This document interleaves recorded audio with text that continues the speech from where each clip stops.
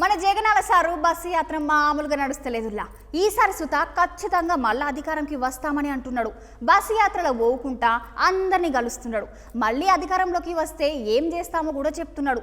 Sir bus యాత్ర విశేషాలు పాలి మనం సుత చూసొద్దాం పాలి.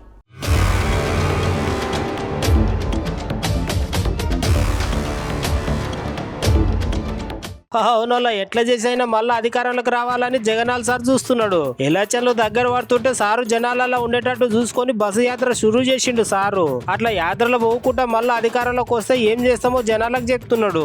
ఇంకో దిక్కు చంద్రాల సార్నేమో పొట్టు గార్చుకుంటున్నాడు. మన ఈ సిద్ధం సభలను చూసి మన ప్రత్యర్థుల గుండెల్లో రైళ్లు పరిగెత్తా ఉన్నాయి, బస్సులు పరిగెత్తా ఉన్నాయి. ఉక్రోషము, కడుపు మంట బగ్గుమని బాబు చంద్రబాబు ఆ ఉక్రోషంతో నా మీద రాళ్ళు వేయమంటా ఉన్నాడు. నన్ను దగ్ధం చేస్తానంటున్నాడు. ఇది చంద్రబాబు దత్తపుత్రుడుల వాళ్ళ వదినమ్మల ఎజెండా.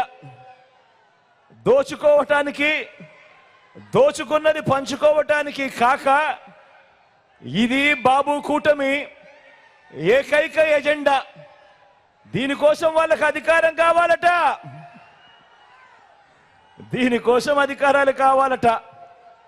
జగన్ను కొట్టడానికి, జగన్కు హాని చేయడానికి, రాష్ట్రాన్ని దోచుకోవడానికి, దోచుకున్నది పంచుకోవడానికి, దీనికోసం వాళ్లకు అధికారం కావాలట.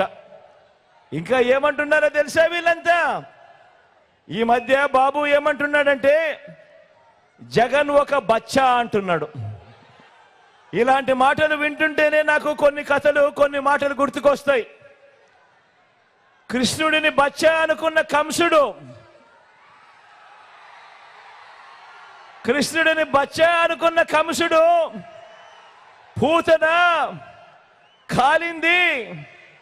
ఇప్పుడు బాబు వాన్ మీద నిలబడిన ముగ్గురు మాదిరిగా ఈరోజు గుర్తుకొస్తా ఉన్నారు. రాముడిని బచ్చా అనుకున్న మారీషుడు, సుబాహుడు,